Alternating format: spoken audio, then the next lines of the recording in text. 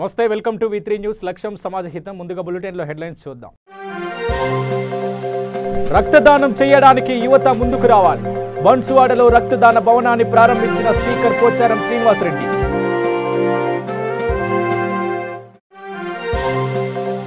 అన్న క్యాంటీన్ల మూసివేతపై ఆంధ్రప్రదేశ్ వ్యాప్తంగా ఆందోళనలు. వెంటనే పునరుద్ధరించాలని డిమాండ్ చేసిన తెలుగు తమ్ముళ్లు.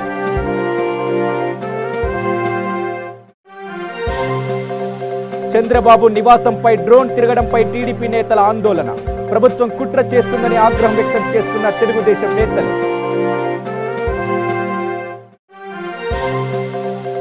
అన్ని సదుపాయాలు కల్పిస్తే మెరుగైన వైద్యం అందిస్తామన్న డాక్టర్లు. మహేశ్వరంలో ప్రభుత్వం ఆసుపత్రిని సందర్శించిన ఎమ్మెల్యే సబితా ఇంద్రారెడ్డి. ఇక డీటెయిల్స్లోకి వెళ్ళినట్లయితే కామారెడ్డి జిల్లా బన్సువాడ ప్రభుత్వ ఏరియా ఆసుపత్రిలో 1,20,00,000తో రక్తనిధి కేంద్ర భవనంను రాష్ట్ర శాసనసభ స్పీకర్ పోచారం శ్రీనివాస్ రెడ్డి, జిల్లా కలెక్టర్ సత్యనారాయణ ప్రారంభించారు. అనంతరం హరితహారంలో భాగంగా ఆసుపత్రి ప్రాంగణంలో మొక్కలు నాటారు. ఈ సందర్భంగా స్పీకర్ పోచారం మాట్లాడుతూ ప్రజల సంక్షేమం చూసేవాడే ప్రజానాయకుడని అన్నారు. రక్తనిధి కేంద్రంను ఏర్పాటు చేయడం చాలా సంతోషంగా ఉందన్నారు. ఈ సందర్భంగా రక్తదానం చేసిన యువకులకు ఆయన కృతజ్ఞతలు తెలిపారు. బన్సువాడ సరౌండింగ్ ఉన్నటువంటి 3-4 నియోజకవర్గాలకు పేద ప్రజానికానికి అత్యవసరంగా రక్తం అవసరం వచ్చినప్పుడు అక్కడిక్కడ పరిగెత్తాల్సినటువంటి అవసరం లేకుండా మనం ఇక్కడనే రక్తాన్ని సేకరించుకొని అవసరమైన గ్రూపును ఇక్కడ మనం పేషెంట్లకు అత్యవసరంగా అవసరం ఉన్న వారికి ఇవ్వడానికి అవకాశం కలుగుతుంది. ఇంతకుముందే కలెక్టర్ గారు చెప్పారు,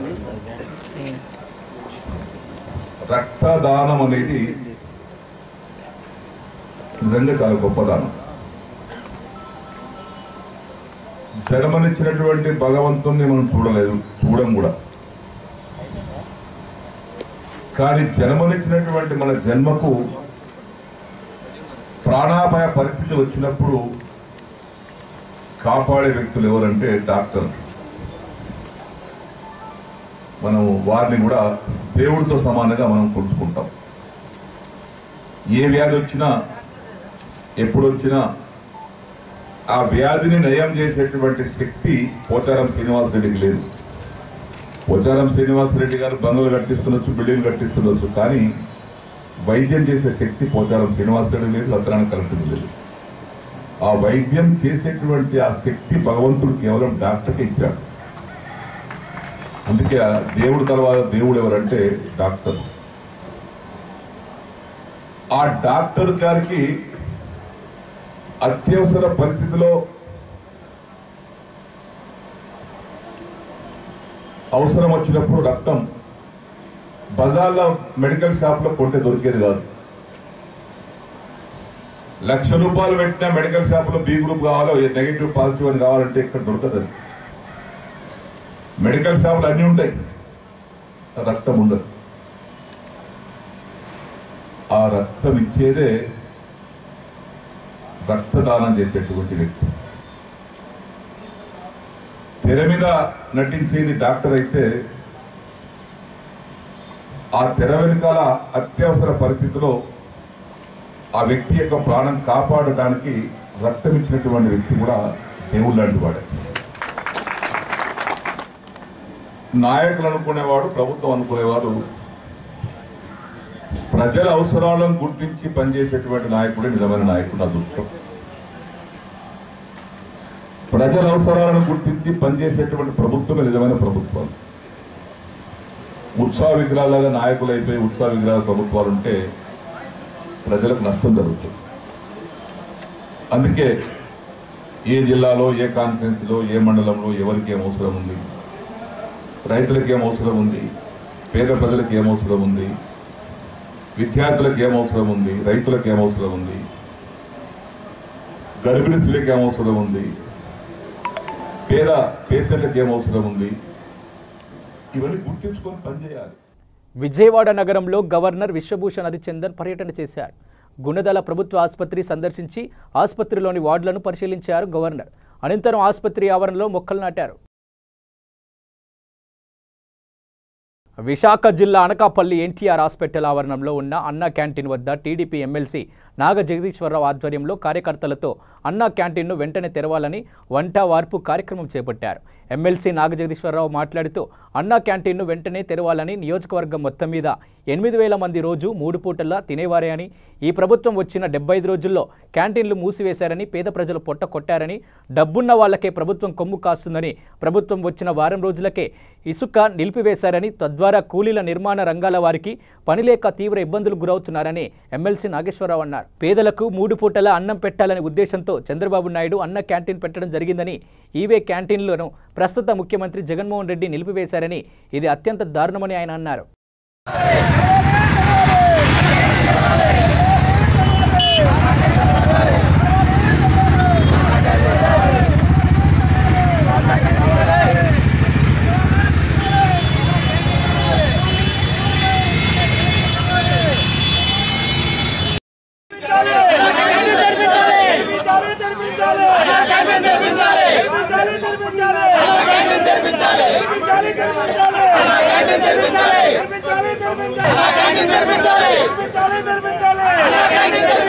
తెలుగుదేశం పార్టీ అధ్యక్షులు నారా చంద్రబాబు నాయుడు పిలుపు మేరకు రాష్ట్రంలో మూతపడ్డ అన్నా క్యాంటీన్లు తెరవాలని శాంతియుత నిరసన కార్యక్రమం ప్రారంభించామని కళ్యాణదుర్గం తెలుగుదేశం పార్టీ ఇన్ఛార్జ్ మాది నేని ఉమామహేశ్వర నాయుడు తెలిపారు. ఈ కార్యక్రమానికి తెలుగుదేశం నాయకులు, కార్యకర్తలు పాల్గొన్నారు. ఆసుపత్రి ఎదురుగా ఉన్న అన్నా క్యాంటీన్ ప్రారంభించాలని, అన్నా క్యాంటీన్కి కావలసిన స్థలం కేటాయించి నిర్మాణం చేపట్టారు. అంతలో ప్రభుత్వం మారిపోయింది, కానీ నిర్మాణ పూర్తి కూడా చివరి దశలోనే నిలబడిపోయింది. క్యాంటీన్ పనులు చేయించి అన్నా క్యాంటీన్లను మరలా తెరవాలని తెలుగుదేశం పార్టీ నాయకులు, కార్యకర్తలు డిమాండ్ చేస్తున్నారు. ఈ ప్రభుత్వం వచ్చిన తర్వాత, వైఎస్ఆర్సీపీ ప్రభుత్వం వచ్చిన తర్వాత కొత్త సంక్షేమ పథకాలు రద్దు చేస్తున్నాడు. అన్నిటికన్నా ముఖ్యంగా పేదవారి ఆకలి తీర్చే అన్నా క్యాంటీన్ రద్దు చేయడం చాలా బాధాకరం. వచ్చిన వెంటనే వాళ్ళు రంగు మార్చారు, మాకేం బాధ కాలే, వాళ్ళ పేరు మార్చుకొని బాధ లేదు. కానీ ఉదయం, మధ్యాహ్నం, రాత్రి 3 పూటల పేదవారికి కేవలం 5 రూపాయలకే అన్నం. ఎంతోమంది ఈరోజు చూస్తున్నాం, అక్కడక్కడ టీవీలో కావచ్చు, పేపర్లో కావచ్చు, పోయి అన్నా క్యాంటీన్ ముందర మూతపడినా వాటి ముందర కూర్చుంటున్నారు. ఈరోజు ఎప్పుడు ఓపెన్ చేస్తారా, మాకు ఎప్పుడు ఆకలి తీరుతుందా అనేసి. మరి ఇటువంటి వాళ్ళు, ఇంతమంది పేదవాళ్ళని బాధ పెట్టి ముఖ్యమంత్రి ఏం సాధిస్తారో తెలియదు. కానీ వీలైనంత తొందరగా అన్నా క్యాంటీన్లను పునరుద్ధరించాలనేసి తెలుగుదేశం పార్టీ తరఫున మేము డిమాండ్ చేస్తున్నాం. మా అధినేత నారా చంద్రబాబు నాయుడు గారు పిలుపు మేరకు ఇక్కడ నియోజకవర్గ బాధ్యులు ఉమామహేశ్వర నాయుడు గారి ఆధ్వర్యంలోన ఈ కార్యక్రమం చేస్తున్నాం. ఈరోజు వాళ్ళకి బుద్ధి రావాలనే ఒక ఉద్దేశంతోనే రాష్ట్ర వ్యాప్తంగా ఉన్న అన్నా క్యాంటీన్లు అన్నింటిలోన ఈరోజు మేమే ఉచితంగా తెలుగుదేశం పార్టీ తరఫున ఈరోజు అన్నదానం కానీ శ్రీకారం చుట్టాం. ఈరోజు అన్నదానం చేస్తున్నాం. దీన్ని చూసి వాళ్ళు బుద్ధి తెచ్చుకొని వీలైనంత తొందరగా అన్నా క్యాంటీన్లు పునరుద్ధరించాలని కోరుకుంటున్నాం. తెలుగుదేశం పార్టీ ప్రభుత్వం పరిపాలన చేసేటప్పుడు ఈ ఆంధ్రప్రదేశ్ రాష్ట్రాన్ని అన్ని వర్గాలకు సంక్షేమ కార్యక్రమాలు అందాలనే ఉద్దేశంతో, బీదవాళ్ళు కూడా బతకాలి ఈ రాష్ట్రంలో అనే ఉద్దేశంతో చంద్రబాబు నాయుడు గారు 200 రూపాయలు ఉన్న పెన్షన్ 1000 రూపాయలు చేయడం జరిగింది. 1000 రూపాయల నుంచి 2000 రూపాయలు చేయడం జరిగింది. అదేవిధంగా ప్రతి ఒక్క మనిషికి కూడా 5 కేజీల బియ్యం ఇవ్వడం జరిగింది. ఎంతమంది కుటుంబంలో ఉన్నా కూడా 5 కేజీల బియ్యం ఇవ్వడం జరిగింది. అదేవిధంగా పట్టణ ప్రాంతాల్లో, మున్సిపాలిటీల్లో కూలిపోయే వాళ్లకు చాలా ఇబ్బందులు ఉన్నాయనే ఉద్దేశంతో చంద్రబాబు నాయుడు గారు అన్నా క్యాంటీన్లు ఏర్పాటు చేయడం జరిగింది. కేవలం 5 రూపాయలు 3 పూటల 15 రూపాయలతో ఒక మనిషి రోజు జీవనం సాగించే పరిస్థితి చంద్రబాబు నాయుడు గారు తెలుగుదేశం పార్టీ ప్రభుత్వంలో చేపట్టారు. అదేవిధంగా అందరూ కూడా 100 రూపాయలు, 150 రూపాయలు కూలి వచ్చేటటువంటి మనిషి కూడా 15 రూపాయలతో భోజనం చేసుకొని మిగతా కార్యక్రమాన్ని కుటుంబానికి ఉపయోగించుకొని పట్టణాల్లో సంతోషంగా జీవించేవారు. కానీ రాష్ట్ర వ్యాప్తంగా 203 అన్నా క్యాంటీన్స్ ఓపెన్ చేయడం జరిగింది. అమరావతిలో చంద్రబాబు నివాసం వద్ద ఉద్రిక్తత నెలకొంది. నివాసంపైకి డ్రోన్ ప్రయోగించిన ప్రైవేట్ వ్యక్తులను తెలుగుదేశం కార్యకర్తలు పట్టుకున్నారు. చంద్రబాబు నివాసానికి చేరుకున్న దేవినేని ఉమా అవినాష్, ఇతర నాయకులు డ్రోన్ ప్రయోగించి వ్యక్తుల్ని అదుపులోకి తీసుకున్న పోలీసులు నిజాలు కప్పిపుచ్చే ప్రయత్నం అంటూ ఆందోళన చేశారు. పోలీస్ జీపుకు అడ్డంగా బైఠాయించి ఆందోళన చేశారు.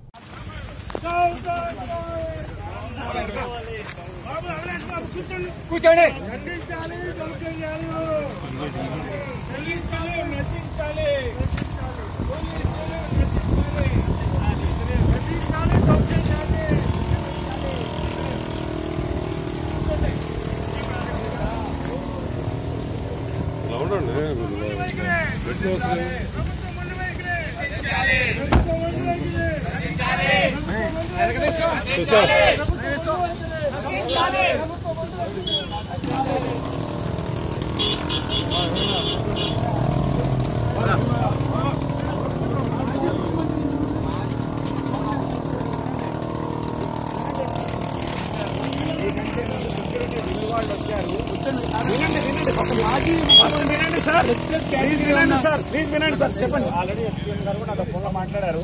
మీరు అనవసరంగా ఇష్యూ చేయాల్సిన అవసరం లేదు. ఏదైతే వాళ్ళు ఇస్తున్నారు అయ్యేటప్పుడు వాళ్ళు రిపోర్ట్ ఇస్తున్నారు, దాని మీద ఎంక్వైరీ చేస్తాము. ఎంక్వైరీ చేసిన తర్వాత నిజానికి అంతే కాదండి. రేపు ఎవరన్నా ఒక మాజీ ముఖ్యమంత్రి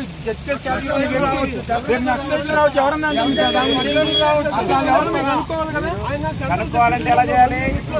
పత్రికలో పెట్టి మీటింగ్ పెట్టాలా?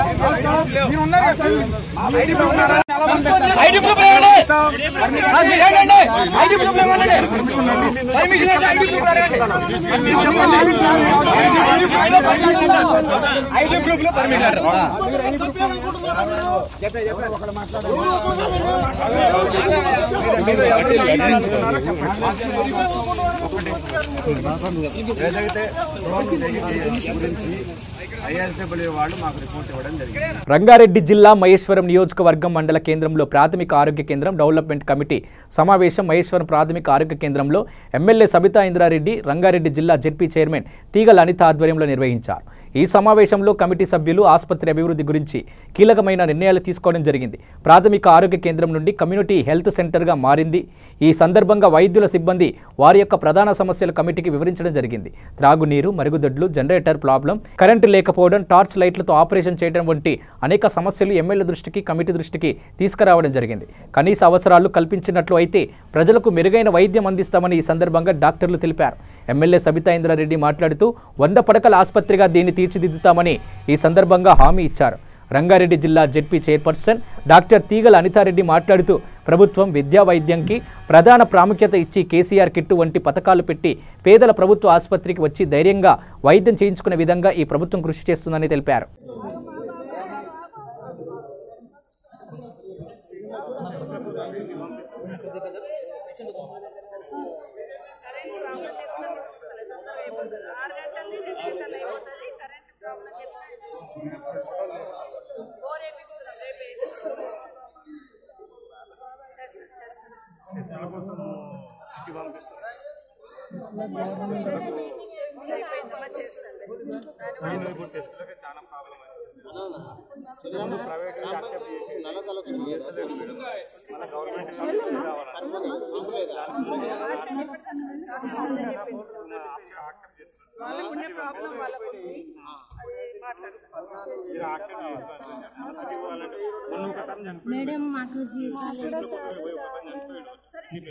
కావాల్సిన అవసరం ఉంది.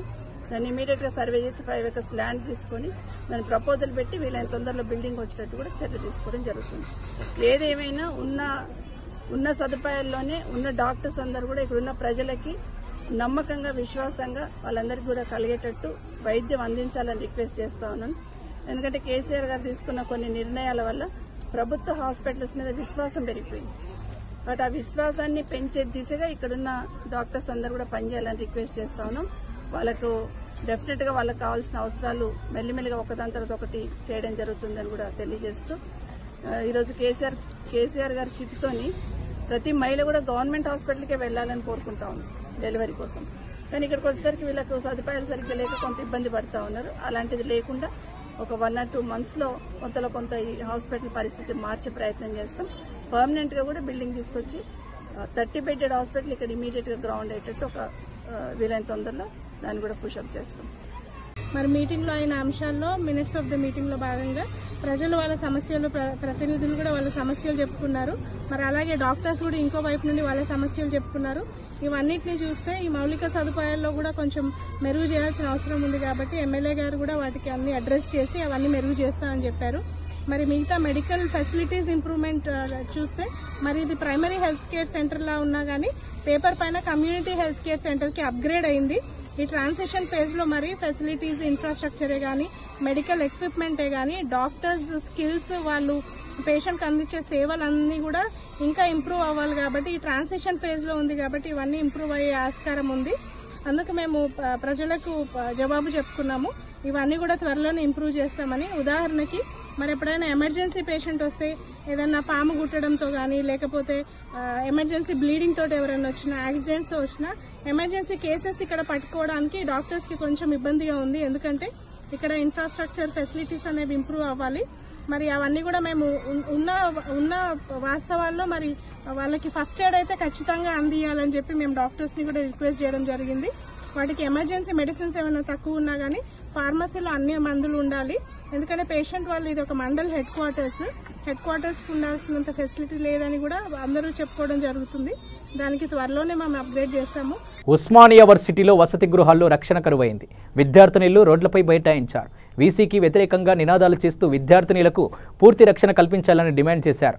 నిన్న గుర్తు తెలియని వ్యక్తి హాస్టల్లోకి ప్రవేశించి కత్తితో అమ్మాయిని బెదిరించి విద్యార్థిని పట్ల అసభ్యకరంగా ప్రవర్తించినట్లు విద్యార్థినులు తెలిపారు. ఇలాంటి ఘటనలు పునరావృతం కాకుండా ఓయూ అధికారులు తగిన చర్యలు తీసుకోవాలని రోడ్డుపై బైఠాయించి ఆందోళన దిగారు. దీంతో ధర్నా చేస్తున్న విద్యార్థులకు అధికారులు వచ్చి హాస్టల్కు 20 నుండి 30 సీసీ కెమెరాలు ఏర్పాటు చేస్తామని, హాస్టల్ కాంపౌండ్ వాల్ పెద్దదిగా ఏర్పాటు చేస్తామని హామీ ఇచ్చారు. ఇకపై ఇలాంటి సంఘటనలు పునరావృతం కాకుండా చూస్తామని హామీ ఇచ్చారు. ఇన్సిడెంట్ జరిగింది.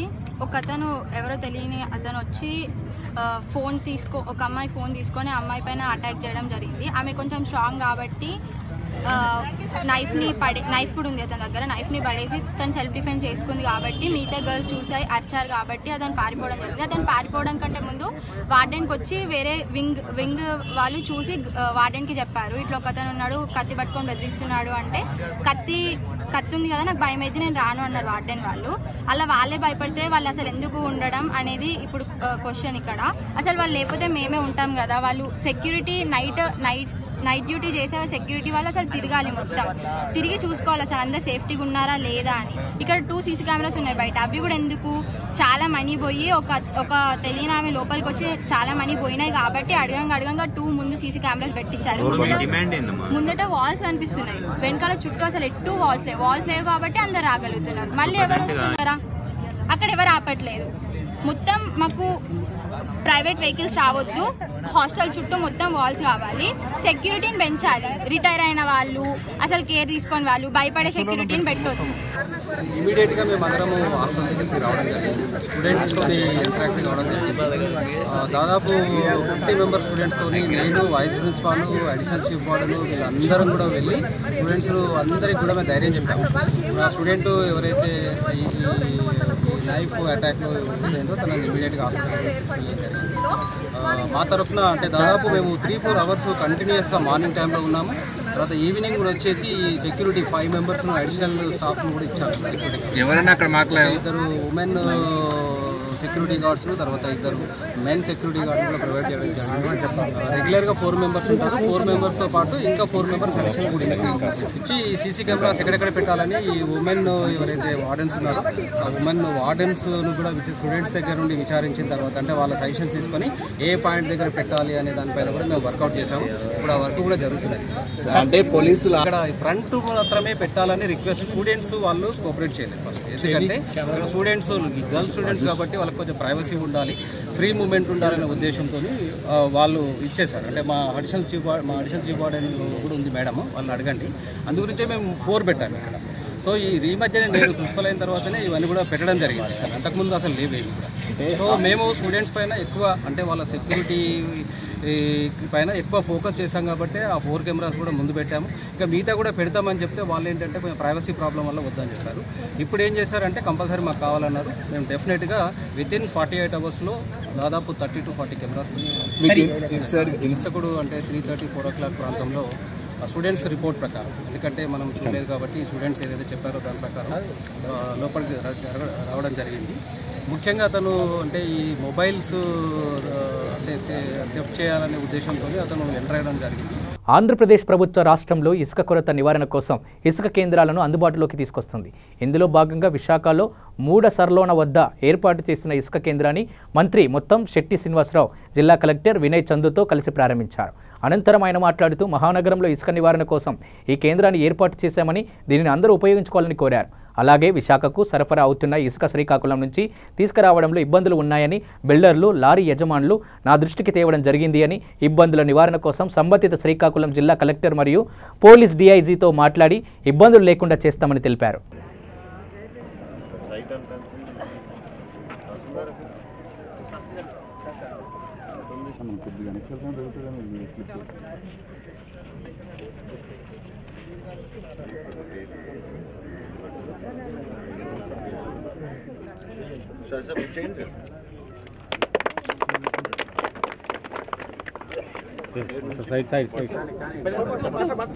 పేదవారు ఇసుక గురించి ఇబ్బంది పడకూడదు, ఎవరో భవన కార్మికులు ఇబ్బంది పడకూడదు పని లేకుండా అని రాష్ట్ర ప్రభుత్వం ఈ రోజున చర్యలు తీసుకుని ఇక్కడ ఇసుక ర్యాంప్ని ఏర్పాటు చేయడం జరిగింది. ఇది ఓన్లీ బిల్డర్స్కి వాళ్ళకి వీళ్ళకి కాదు, పేదవారి కోసం, మధ్యతరగతి వారి కోసం. తప్పనిసరిగా వాళ్ళు ఎవరు వచ్చినా సరే ఇక్కడ మైనింగ్ అధికారులు ప్లస్ మన రెవెన్యూ డిపార్ట్మెంట్ వారు ఇద్దరు కూడా కలిసి ఈ ఇసుక సప్లైలో ఎలాంటి ఇబ్బంది లేకుండా చూడటానికి ఈ ర్యాంప్ని తాత్కాలికంగా ఏర్పాటు చేయడం జరిగింది. తప్పనిసరిగా మనకు తెలుసు, మీ అందరికీ విశాఖ జిల్లాలో మనకి ఇసుక అంతా కూడా శ్రీకాకుళం జిల్లా నుంచి వస్తుంది. ఈ పెద్ద పెద్ద బిల్డర్స్ ఎవరవుతున్నారో వాళ్ళందరూ కూడా డైరెక్ట్గా శ్రీకాకుళం నుంచి తెచ్చుకుంటారు. అయితే ఈ లారీ యజమానులు ఇప్పుడు చెప్తున్నారు, నాకు దృష్టికి తీసుకొచ్చారు, మొన్న తీసుకొచ్చారు, ఇప్పుడు కూడా తీసుకొస్తున్నారు. ఆ శ్రీకాకుళం జిల్లాలో కొంత ఇబ్బందులు పెడుతున్నారని ఆ విషయం మొన్న కలెక్టర్ గారితో మాట్లాడడం జరిగింది. శ్రీకాకుళం జిల్లా కలెక్టర్తో కూడా మాట్లాడడం జరిగింది. ఇప్పుడు శ్రీకాకుళం వెళ్తున్నాను ఎలాగో ఆ విషయాన్ని ఎలాగో నాకు స్పోర్ట్స్ కాంప్లెక్స్ ఓపెనింగ్ ఉంది. మళ్ళీ శ్రీకాకుళం జిల్లా కలెక్టర్ గారు కూడా అక్కడికి వస్తారు. వచ్చినప్పుడు వారితో కూడా మాట్లాడడం జరుగుతుంది. అలాగే పోలీస్ అధికారులతో కూడా మాట్లాడి, డిఐజీ గారితో కూడా మాట్లాడి, ఎందుకంటే డిఐజీ 3 జిల్లాలకు ఒక డిఐజీ గారు తప్పనిసరిగా ఇసుక కొత్త పాలసీ వచ్చేవరకు ఈ లారీ వాహనాలు కానీ వాహనదారులు కానీ, అంటే లారీలు అంటే లారీలా, ఎడ్ల బళ్ళ, ట్రాక్టర్లా, ఏదైనా వాళ్ళు ఇబ్బంది పెట్టకుండా, వాళ్ళ మీద కేసులు పెట్టకుండా చర్యలు తీసుకుని ఆల్రెడీ ప్రభుత్వం ఆదేశాలు ఇచ్చాం. ప్రభుత్వం తరఫున మళ్ళీ ఇంకోసారి చెప్తాం, చెప్పి తప్పనిసరిగా ఈ వాహన యజమానులు ఇబ్బంది పడకూడదు, ప్రజలు ఇబ్బంది పడకూడదు, భవన కార్మికులు కూడా ఇబ్బంది పడకూడదు. ఈరోజు retail stock yard, sand stock యార్డ్ని మనం గౌరవ మంత్రి గారి చేతుల మీదుగా ప్రారంభించడం జరిగింది. మీరు చూసే ఉంటారు, 2 ట్రక్స్ మాత్రమే మనకి ఇప్పటికి అన్లోడ్ అయినాయి. ఇంకొక 8 to 9 ట్రక్స్ మనకి ఇంకా అన్లోడింగ్ కావాలి. సో ఇవాళ కూడా మళ్ళీ ఇంకొక 10 ట్రక్స్ని పంపిస్తున్నాము మరింత శాండ్ అందుబాటులోకి తీసుకురావడానికి. ఈ శాండ్ స్టాక్ యార్డ్ అనేది it is a retail sand stock yard. అంటే దీనివల్ల ఓన్లీ మధ్యతరగతి పేద ప్రజలు కానీ, మధ్యతరగతి ప్రజలు కానీ వారు సొంత గృహాలు కట్టుకోవటం కానీ, ఏదైనా చిన్న షాపులు కానీ కట్టుకోవడానికి శాండ్ లేక ఇబ్బంది పడేవాళ్ళు వాళ్ళు శ్రీకాకుళం దాకా వెళ్ళి తెచ్చుకునే పరిస్థితి లేదు. కాబట్టి మెయిన్గా middle class, lower middle class, తర్వాత వీకర్ సెక్షన్స్, వీళ్ళ హౌసింగ్కి కానీ, వీళ్ళ ఓన్ పర్సనల్ నీడ్స్ ఏవైతే ఉంటాయో వాటి గురించి మాత్రమే ఇది ఏర్పాటు చేసాం. ఇక్కడ వచ్చి అప్లికేషన్కి ఏ విధంగా మనం ప్రాసెస్ చేస్తాం అనేది ఒక 1 or 2 డేస్లో మీకు సర్క్యులర్ రూపంలో ఇవ్వటం జరుగుతుంది. భారతరత్న అటల్ బిహారీ వాజ్పేయి ప్రథమ వర్ధంతి సందర్భంగా మోస్రో మండల కేంద్రంలో నివాళులు అర్పించడం జరిగింది. జాతీయ రహదారులు నిర్మించి ఫలాలను దేశానికి అంకితం చేసిన గొప్ప వ్యక్తి అటల్జీ అంటూ ఆయన సేవలు స్మరించుకోవడం జరిగింది. ఈ కార్యక్రమంలో వర్మి మండల బీజేపీ అధ్యక్షుడు భూపాల్ రెడ్డి, ఇతర బీజేపీ నాయకులు, కార్యకర్తలు పాల్గొన్నారు.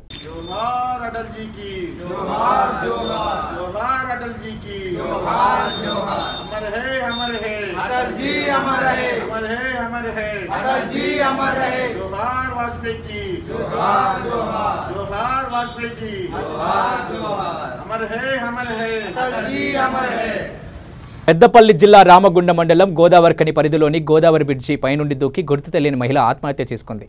మృతురాలు పూర్తి వివరాలు తెలియాల్సి ఉంది.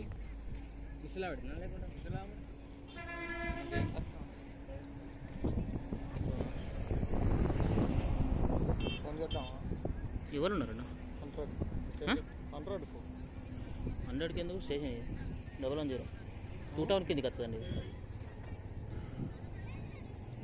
కర్నూలు జిల్లా పత్తికొండ నియోజకవర్గంలో ఉన్న డాబాలు ఎలాంటి అనుమతి లేకుండా విచ్చలవిడిగా మద్యం విక్రయిస్తున్నారు. ఈ మార్గంలో వచ్చిపోయే ప్రయాణికులకు ఇబ్బంది కలిగిస్తున్నారు. దీనిపై పోలీసులు ఎలాంటి చర్యలు తీసుకోలేదంటూ ప్రజలు ఆందోళన వ్యక్తం చేస్తున్నారు. ఇప్పటికైనా వెంటనే అధికారులు చర్యలు తీసుకోవాల్సిందిగా ప్రజలు కోరుతున్నారు. మెదక్ ఏరియా హాస్పిటల్లో గుర్తు తెలియని శవం లభ్యమైంది. ఈ నెల 8వ తేదీన అనారోగ్యంతో ఉన్నటువంటి 58 సంవత్సరాల మహిళను స్థానికులు 108కి సమాచారంతో మెదక్ హాస్పిటల్కి తీసుకెళ్లడం జరిగింది. మరుసటి రోజు మృతి చెందినట్లు హాస్పిటల్ సూపరింటెండెంట్ టౌన్ పోలీస్ స్టేషన్లో ఫిర్యాదు మేరకు పంచనామా నిర్వహించడం జరిగింది. ఇక మృతురాలి వివరాల కోసం పోలీసులు దర్యాప్తు చేస్తున్నారు. 19 నాడు ఈ గుర్తు తెలియని ఒక మహిళా శవం గవర్నమెంట్ హాస్పిటల్కు తీసుకొచ్చారు 108 ద్వారా. అది ట్రీట్మెంట్ పొందుతూ 9వ తారీఖు 8వ నెల 2019 నాడు చనిపోయింది. ఆమె బంధువుల కోసం ఇన్ని రోజులు రిజర్వ్ చేసినాము. ఆమె 9వ తారీఖు చనిపోతే మెదక్ హాస్పిటల్ సూపరింటెండెంట్ సాబ్ ఫిర్యాదు మేరకు కేసు చేసి పంచనామా చేసినాము. ఆమె ధరించిన చీర కనకాంబరం రంగు చీర, గ్రీన్ జాకెట్ కలదు, లైట్ గచ్చకాయ రంగు దుప్పటి కప్పబడి ఉన్నది. ఎవరైనా కానీ ఆమెకు సంబంధించిన బంధువులు కానీ ఎవరైనా వస్తే గవర్నమెంట్ హాస్పిటల్ మార్చి రూమ్లో ప్రిజర్వ్ చేసి ఉంచినాము. బులెటిన్ ముగించే ముందు హెడ్లైన్స్ మరోసారి. రక్తదానం చేయడానికి యువత ముందుకు రావాలి. బన్సువాడలో రక్తదాన భవనాన్ని ప్రారంభించిన స్పీకర్ పోచారం శ్రీనివాసరెడ్డి.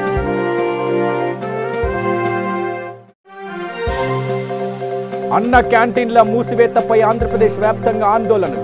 వెంటనే పునరుద్ధరించాలని డిమాండ్ చేసిన తెలుగు తమ్ముళ్లు.